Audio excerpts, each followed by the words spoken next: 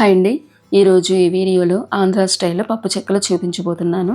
పిండి వంటలలో పప్పు చెక్కలు చాలా ప్రత్యేకము. కమ్మగా కరకరలాడుతూ చాలా టేస్టీగా ఉంటాయి. ముందుగా మనం చేసిన పప్పు చెక్కల్ని చూద్దాం. ఓన్లీ క్రిస్పీ కాదండి, రుచి కూడా చాలా బాగున్నాయి. మీరు కూడా ఈ పండగకి చెక్కలు చేస్తుంటే ఒకసారి ఇలా ట్రై చేయండి. సింపుల్గా చేసుకుని టేస్టీగా ఎంజాయ్ చేయండి. మరి ఎలా చేయాలో చూద్దాం. ముందుగా కరెక్ట్ కొలతలతో చెక్కలు చూపించడానికి ఓ పెద్ద గ్లాసు సగానికి మినపప్పు తీసుకోవాలి. బియ్యాన్ని అదే గ్లాస్తో 3 గ్లాసులు బియ్యాన్ని తీసుకున్నాను. వాటిని కడిగి ఆరబెట్టినవి అయినా పర్లేదు, క్లీన్గా ఉన్న బియ్యమైనా తీసుకోవచ్చు.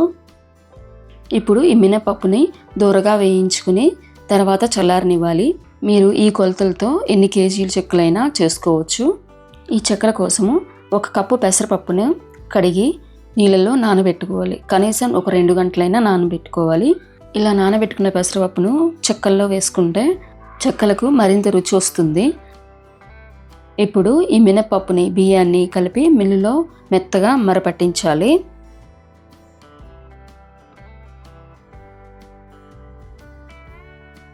ఇదిగో చూసారా, చాలా మెత్తగా మిల్లు పట్టించాను.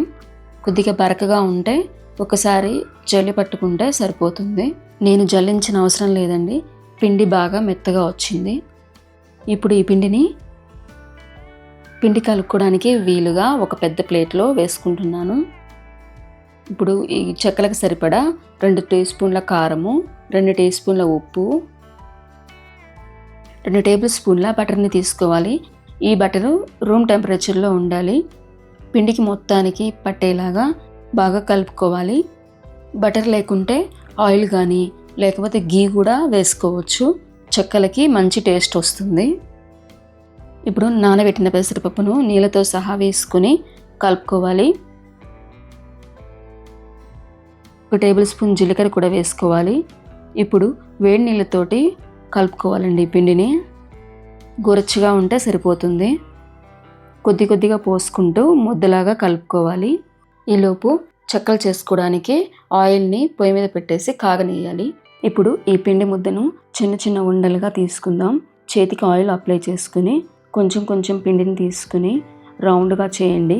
నేను ఒక ప్లాస్టిక్ కవర్ పైన ఆయిల్ అప్లై చేసి ఈ పిండి ఉండల్ని పెట్టి పైన ఇంకొక కవర్ని ఉంచి ఒక చెంబు సాయంతో ఇలా నొక్కి తీసుకున్నాను. రౌండ్గా వస్తాయి. ఆయిల్ బాగా వేడయ్యాక మంటను మీడియం ఫ్లేమ్లో పెట్టి ఇందులో సరిపడా చెక్కల్ని వేసుకుని ఫ్రై చేసుకోవాలి. ఇలాగే మిగతావి కూడా కాల్చుకుంటే చెక్కలు తినడానికి సిద్ధమవుతాయి. కలర్ కూడా గోల్డెన్ కలర్కి వచ్చేసాయి. చెక్కలు కరకరలాడుతూ చాలా టేస్టీగా ఉన్నాయి. ఈ వీడియో కనుక మీకు నచ్చినట్లయితే లైక్, షేర్ చేసి సబ్స్క్రైబ్ చేయండి. Thank you for watching.